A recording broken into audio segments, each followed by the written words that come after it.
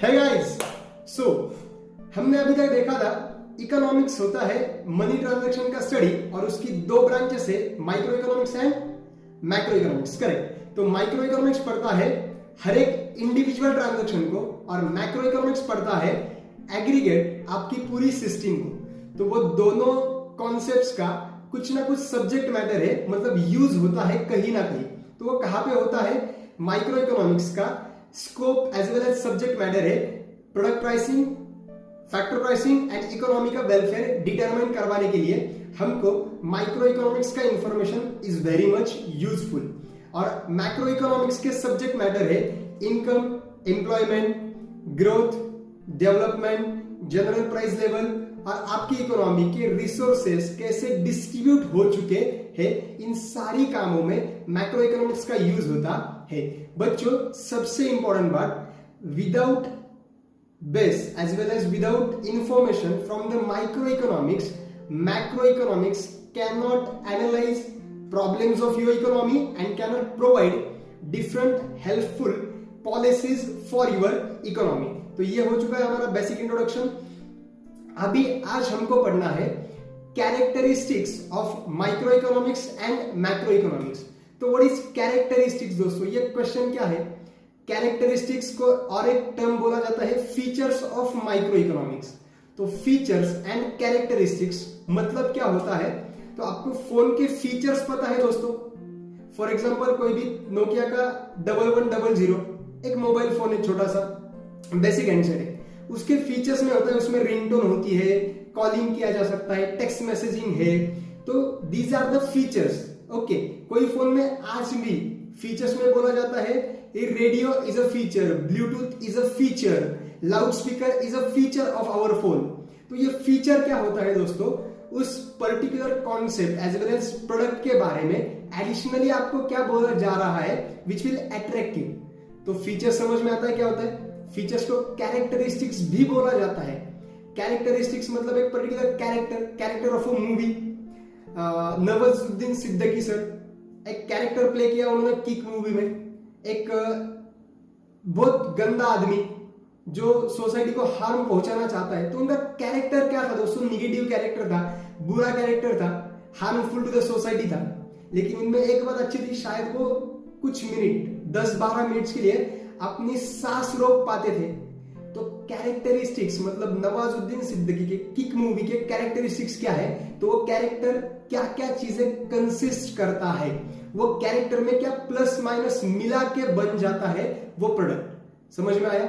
तो कैरेक्टरिस्टिक्स ये क्वेश्चन है जो आपको एक्सप्लेन करवाता है कि इकोनॉमी के माइक्रो ब्रांच का क्या अच्छी बुरी चीज मिला के आपको पता है, और मैक्रो इकोनॉमिक्स के बारे में जो भी अच्छी और बुरी चीजें मिला के आपको लिखना है।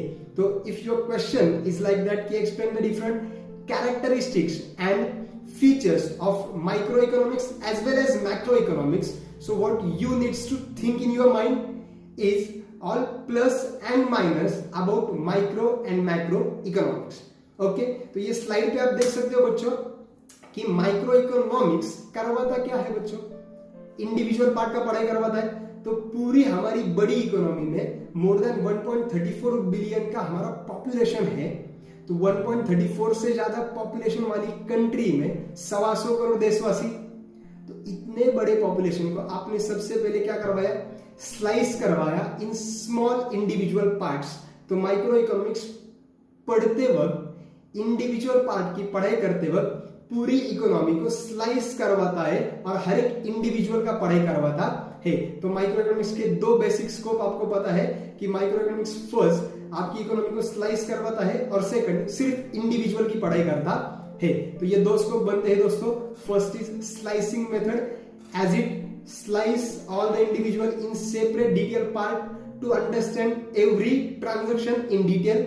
और second thing, it always study only individuals who deals with money either directly or indirectly. समझ में आया? उसके बाद दोस्तों हमने 3 स्कोप सीखे थे, जहां पे पहले 2 स्कोप एक ही काम कर रहे थे, प्राइसिंग का। What is pricing? Price determination. Okay, तो अगर आपका micro economics deals with price determination of product on the basis of force of demand and supply and factors का price determination that is land, labour, capital and entrepreneur को कैसे प्राइसिंग किया जाए, about their rent, wages, interest and percentage of profit. तो ये सारा pricing का काम माइक्रो इकोनॉमिक्स ने करवाया। दैट्स व्हाई माइक्रो इकोनॉमिक्स का कैरेक्टर बनता है, it is a price theory. क्या है वो? प्राइस के बारे में बात करता है, therefore it is a price theory. तो वो स्लाइस करवाता है, slicing method, study of individual units, और third one it is a price theory. ये क्या है? प्राइस का थियरी। दोस्तों अगर आपका माइक्रो इकोनॉमिक्स इकोनॉमी का वेलफेयर डिटरमाइन करवाता है, तो ये एनालाइज करवाता है ना आपकी इकोनॉमी का क्या वेलफेयर है, तो इट एनालाइज इकोनॉमिक वेलफेयर, वो इकोनॉमी के वेलफेयर को भी डिटरमाइन करवाता है। उसी के साथ मुझे बोलो, ये स्कोप जो है वो पढ़ते वक्त सिर्फ इंडिविजुअल्स का पढ़ाई करेंगे या एग्रीगेट का भी पढ़ेंगे माइक्रो इकोनॉमिक्स में? तो 100% सिर्फ और सिर्फ इंडिविजुअल्स का पढ़ाई करेंगे, विच मीन्स माइक्रो इकोनॉमिक्स का कैरेक्टरिस्टिक्स बोलता है कि we are having limited scope to study only individuals and not aggregative analysis. तो microeconomics का basic first feature है, it slides the economy in small parts. Second, it always studies individuals. Third one, it is a price theory. Fourth one, it determines welfare of your economy. Fifth one, it has a limited scope to the extent of individuals only. समझ में आया? दोस्तों इसी के साथ कुछ ऐसे features बनते हैं जो समझना थोड़ा मुश्किल है, बिकॉज आपने आगे का अभी तक कुछ पढ़ा नहीं है। आपको इंट्रोड्यूस करवाता हूं, माइक्रो इकोनॉमिक्स का एक फीचर है पार्शियल इक्विलिब्रियम। कौन सा है? Partial equilibrium. तो पार्शियल इक्विलिब्रियम क्या होता है? अगर मैं पढ़ाई करूंगा माइक्रो इकोनॉमिक्स के जैसे, और आप जलगांव के मेरे यूट्यूब सब्सक्राइबर, अगर आपको मुझे जज करना है, तो मैं क्या एक सिंगल सब्जेक्ट इकोनॉमी से आपको जज करवा सकता हूं क्या? यस और नो? तो कर भी सकता हूं। मैंने सिर्फ इकोनॉमिक्स का आपका स्कोर देख के आपको अगर बोला कि yes you are 80%, you are 95% वाला स्टूडेंट, तो is it a fair? So might be it is a fair, लेकिन ये अप्रोच से काम करता है हमारा microeconomics, that is partial equilibrium. वो सिर्फ एक पर्टिकुलर चीज को ही देख के पढ़ेगा और आपको जज करेगा, बाकी की चीजों के बारे में ये पढ़ने वाला नहीं।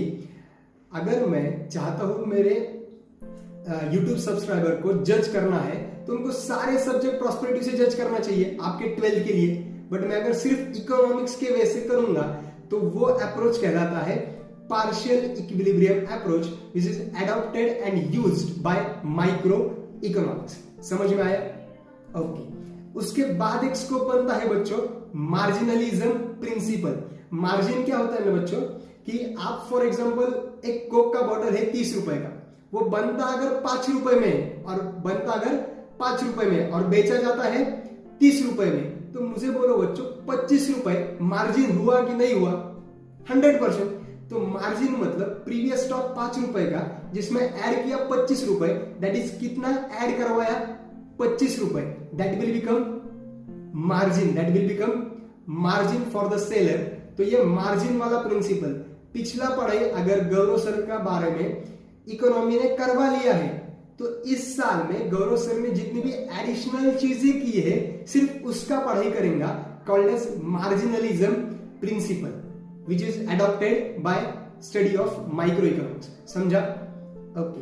और लास्ट वेरी इंपॉर्टेंट, आप ये सारी चीजें अगर पढ़ोगे बच्चों, इंडिविजुअल ट्रांजैक्शन आपको समझ में आ जाए, तो आपको एक चीज समझ में आ जाती है बच्चों कि माइक्रो इकोनॉमिक्स के पढ़ाई की वजह से मुझे मार्केट स्ट्रक्चर के बारे में इंफॉर्मेशन मिलता है।